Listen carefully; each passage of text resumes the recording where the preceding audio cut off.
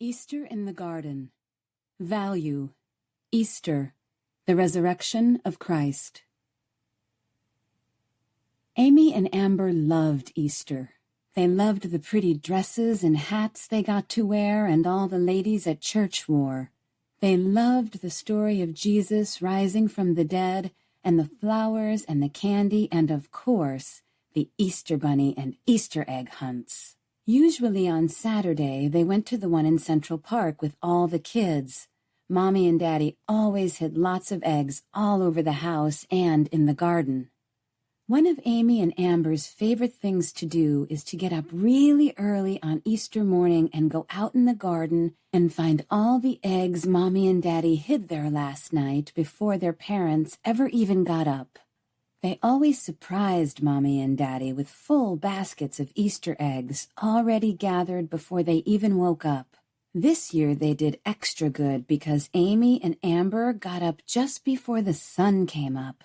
They quickly got into their Easter robes and slippers and tried to be quiet for all the giggling as they slipped into the garden. Mommy kept a huge garden that had rows and rows of flowers and plants and paths that went back to some land Daddy used to dump the trimmings when he mowed the lawn. Amy searched for eggs around the lily pond and Amber near the azalea bushes when Amber suddenly called to her twin sister, "Amy, come here. I have never seen this path before." Amy ran to her sister and saw what she had found. It was a new path, but it didn't look new. It looked very old because it was laid in with huge granite stones, and it rose like it was going up a hill, which none of the others did. Amber was a little nervous about following the strange path, but before she knew it, Amy started stepping up the stones and moving further up the hill, so Amber joined her. Both were very curious about this Easter mystery.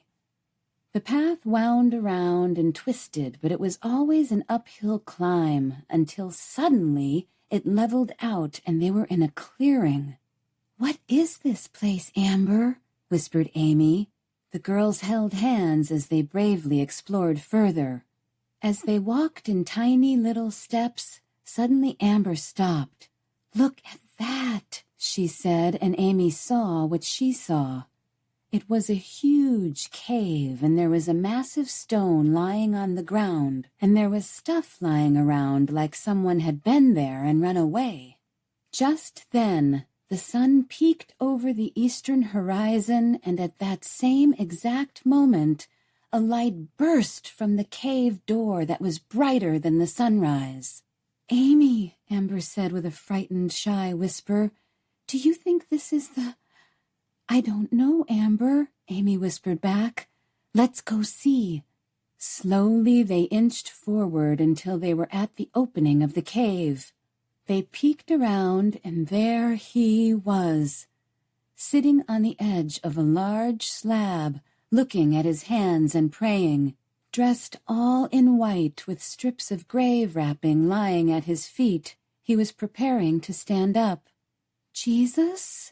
Amber said in awe, shocked and feeling the love she had for him come up.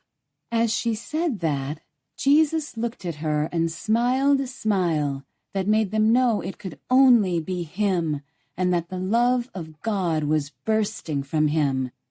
"Hello, Amy and Amber," he said in his soft, loving voice. Then he extended his arms. "Come, see me."